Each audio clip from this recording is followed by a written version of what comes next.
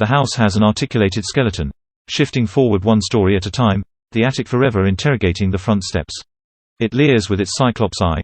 A round window reflecting the rippling grass, the cottonwoods, and a woman in a battered raincoat book ended by 2 stolen duffel bags. Purple, probably the reflected character in the window is a little too close to looking in a mirror, front and center on everyone's most hated trope list. The support beams are long pale rib bones, forming a cavernous porch.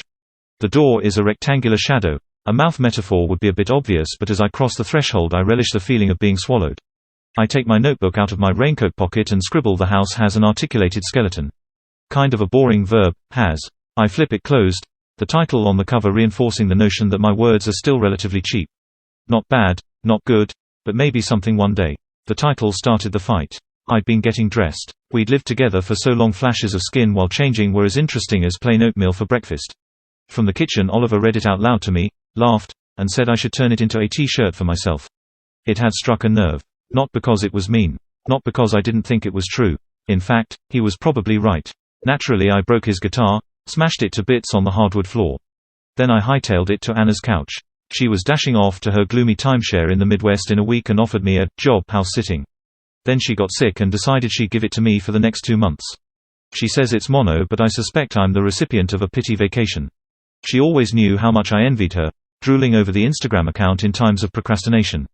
I close my eyes. I can't let my first in-person impression of this magnificent oddity be marred by possibly true, but negative thoughts. I straighten my own articulated skeleton and venture further in, pretending I own the place, pretending I too am a real writer. I twirl and bow to the pewter chandelier hanging over the foot of the stairs with its foot-long candlesticks, dripping over the holders. I jump and break off a piece of wax, give it a good sniff, then let it meld with the junkyard of detritus in the bottom of my pocket. I skip toward the collection of odd mirrors, each one added by a member of the timeshare group. They slice me into bits and pieces as I wander down the corridor to the kitchen. Even the molding is gorgeous and strange, tiny screaming faces all in a row in the style of Greek theater masks. I pop my fingertip into one of their mouths. The depression is deeper than I expected. I get my finger in up to my second knuckle before I hit the back of the tiny throats, so deep they must extend behind the wall. The kitchen is less ornate, whitewashed, simple. I stock the fridge with my gas station haul, pulling the antique lever and stuffing it all inside, dry goods right along with the drinks and microwavable sandwiches. I think twice, pull the lever again and take out a bag of pizza-flavored combos. I fully expect to stumble out of here at summer's end 15 pounds heavier and bedazzled in junk food acne. The table is vast, a chair on each end and a bench on either side that could hold at least 4 people. The surface could hold so much more. I imagine all my creamy pages splayed over the tabletop and grip the strap of the duffel. I've always had a weakness for kitchen tables over desks or couches, beds or even coffee shops. It annoyed Oliver, who liked to cook and was constantly cleaning my notebooks, reference materials, and laptop away so he could have a clear surface to work. On my birthday he'd made me homemade pasta. He didn't even use a machine. He still bragged about it, right up to the point I left. I tear into the bag of combos, crunching so fiercely my jaw grows sore, and guzzle a 20-ounce bottle of grape soda until my teeth ache. I grip the empty bottle until the plastic crunches in my fist. I have the whole beautiful house I daydreamed about the entire drive. It would be wasteful to spend most of my time in the one uninteresting room. I will not be seduced by the likes of you. I yell. The table remains where it is, impassive, mute. I cringe at my urge to personify every goddamn thing. I need to get out of here. Once I do, the table's siren song will be broken. I drag the duffel bags one at a time up the stairs. All my worldly possessions. They're huge and unwieldy, army surplus, thudding against each carpeted step. I lay the book bag and the clothes bag out at the foot of the 4-poster, fondling the heavy purple velvet curtains. They're musty and dank, the perfume of old books. They must be hiding somewhere. I bend over and lift the bedskirt. 3 fully stocked bookshelves line the frame, another seduction. Work now, read later. Work now, read later. The mantra that had helped me finally finish a draft. Instead of succumbing to temptation, I unzip the body bag duffel and lift the dead-on-arrival manuscript from the depths. Time to liven you up. I unfold its shroud. The first page is blank. I haven't come up with a title yet, and I'm not proud enough to put my name on it either. I flip the page, ready to face the truth of my own inadequacies. I immediately strike through the first paragraph. It might have been good once, but I've seen it so many times opening my document it makes me gag. At 100 pages in I stop and try to take stock of something I like so I can keep going. In the Maybe Something Someday notebook I write Ophelia in cursive, embellishing it with vines and ivy leaves. I'm thankful each and every day that she's my main character. Ophelia, the only reason I finished the draft. Light-footed, lavender-scented, quick-thinking Ophelia. burdened by intrusive thoughts and maintenance bills for her crumbling inheritance. A house not entirely but very much inspired by the timeshare. She walks her Komodo dragon through an equally crumbling neighborhood, completely oblivious to her impending doom. Ophelia, forever surprising me, skipping over my neat little plot points like stepping stones in a river, missing some entirely, splashing off to wade into the biting cold of the unknown. Killing her was the hardest thing I've ever done. Was it because I couldn't control her? A last-ditch effort to fix her in place at last. I close the notebook and pick up the pages. A storm blows in, wind and rain on the window. The plink of hail pulls me out of the story for the first time in the middle of the witching hour. It's late, but there's no way I'm sleeping through the storm, so might as well keep going. I find coffee in the pantry. The creaking and settling of the house intensifies under the torrent, making me twitch. I take the mug and patter back to the stairs. I never turn lights on at night in liminal spaces, preferring to stumble around blindly rather than disturb the darkness. When I walk by the mirror collection on my way to the stairs, my face distorts from glass to glass. I gaze with dilated pupils at each of my demonesque faces, maiden, mother, and crone twisted around shadowy lesions. I list by the last mirror and wobble back on my heel. It was dark, but there was no mistaking it. The shapes are all wrong. A halo of curls, turning on a neck to reveal a familiar face, not my own.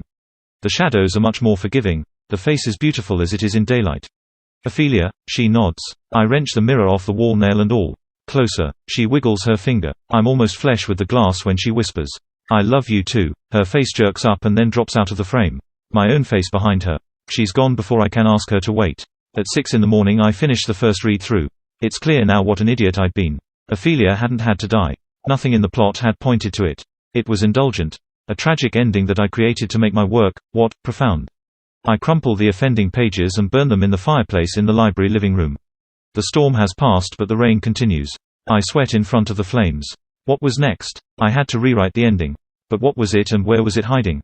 When the rooms lighten I ramble through them, asking the unusual wallpaper pattern if I was a sadist and the antique lighting fixture what my ending should be, and getting no reply.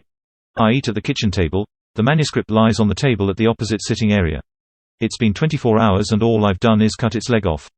It sits, it judges. I finish my sour gummy worms and hot pocket in the library living room and take one of the books down. It's an arc about a woman who forgets her last name who is menaced by a killer umbrella. At first when I open it I just suspect it has a few extra end pages, but each one is as blank as the last. I grab another, Killer Mermaids. Blank. The Shelf and a Half of Tolkien, blank. Gaiman, blank. Shakespeare Plays, blank. Miss Marple, blank. Anna's breakout romance novel at the height of the vampire craze, all of them, blank. One at a time I place them all back in their homes. It's easier to pretend this isn't happening when the evidence is neatly hidden again. I get my phone out of the bedroom and try the front door. It's unlocked but it doesn't budge. A seam of wood in the cracks. It rains. The house creaks. I try the windows and other doors with the same result, and make my way back to my starting point. I press my back against the door and slide down it, dialing Anna, one hand over my eyes as I wait for her to answer. "What's up?" Her voice crackles with static.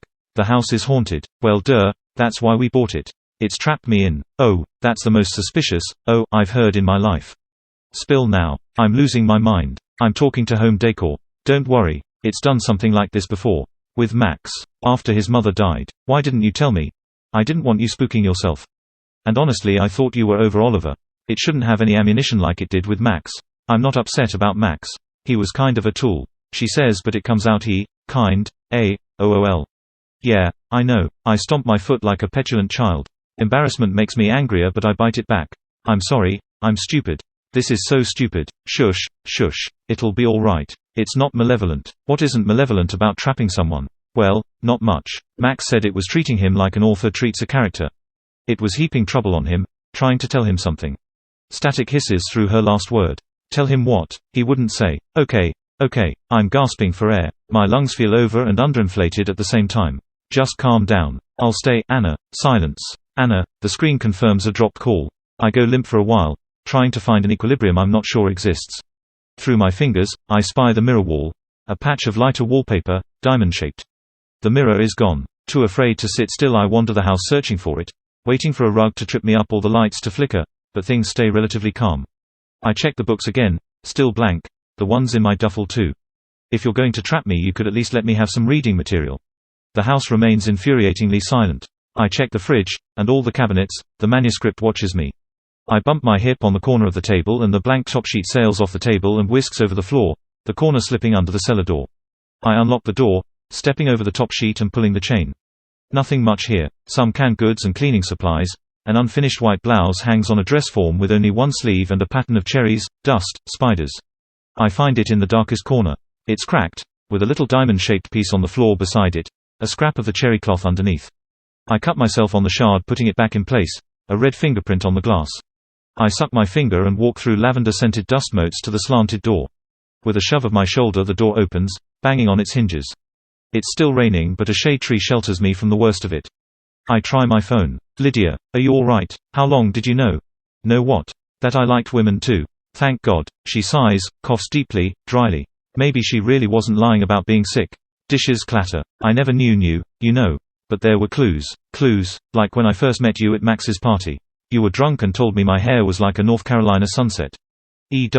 Gross. It wasn't your best. You could do way better now. With pickup lines, or similes. Similes. That other stuff you're still a disaster. I mean I've seen you at book club. And the grocery store. She pauses, probably sipping tea to soothe her throat. And the library, and the park, and that time with the repairwoman, that was awe-inspiring really. Okay, I get it.